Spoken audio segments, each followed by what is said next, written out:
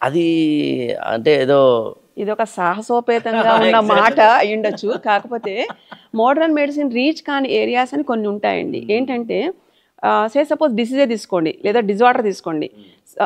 శరీరం ఎందుకు అవస్థ పడుతోంది అనే దానికి కాజ్ వెతకదండి. ఓన్లీ ఓకే ఇప్పుడు బాడీలో మీకు ఈ రుగ్మత వల్ల ఇది ఎఫెక్ట్ ఉంది, అందుకని ఎఫెక్ట్ ట్రీట్ చేస్తుంది. కానీ ఏన్షియంట్ సిస్టంలో ఉన్న గొప్పతనం ఏంటంటే కాజ్ వెతుకుతుంది, మూలాన్ని ఆ మూలం యొక్క కారణాన్ని వెతుక్కుంటుంది. అంటే మూలం వెతకడం is okay, but root cause ను కూడా ఫైండ్ అవుట్ చేస్తుంది.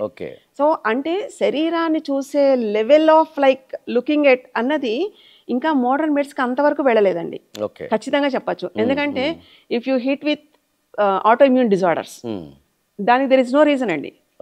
మోడర్న్ మెడిసిన్ లో వీ కాంట్ ఫైండ్, ఎందుకంటే యూ లివ్ విత్ దట్ అంటారు. అంటే if you take fibromyalgia, if you take like multiple sclerosis, if you take like arthritis, anything, ఇలాగ మొత్తం 170 రకాల ఆటో ఇమ్యూన్ డిజార్డర్లు ఉంటాయండి బాడీలో. మరి వాటికి అన్నిటికీ లేవు కదా. కానీ శరీరం ఏన్షియంట్స్ అంటే వీటన్నింటికి యాన్షియంట్ హీలింగ్ సిస్టమ్స్ లో ఉన్నాయంటారా? ఎగ్జాక్ట్లీ ప్రూవ్డ్ అది. ఏంటంటే మనకు ఉదాహరణ ఒకటి ఇది క్రాన్స్ అని ఒకటి ఉంటుందండి. Crohn's is like GI gut, దాని మెటబాలిజం సరిగ్గా లేకపోవడం వల్ల, అంటే తీసుకుంటున్న ఆహారాన్ని డైజెషన్ ప్రాసెస్ సరిగ్గా అబ్జార్ప్షన్ లేకపోవడం వల్ల రకరకాల ఆర్గాన్స్లో దాని ఎఫెక్ట్ ఉంటుంది. కొంతమందికి ఫిస్టులా, కొంతమందికి ఫీచర్స్, కొంతమందికి గట్ లీకేజ్ అంటాం, కొంతమందికి కొలనోస్కోపీ చేస్తే మనకి ఇవన్నీ కనిపిస్తాయండి.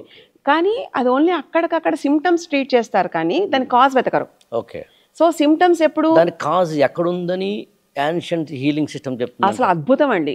శరీరమే ఒక పరిశోధన చేసే కేంద్రం కింద చూస్తారు. అంటే శరీరం ఇబ్బంది పడుతోంది అంటే అది మనకి ఏం చెప్పే ప్రయత్నం చేస్తుంది.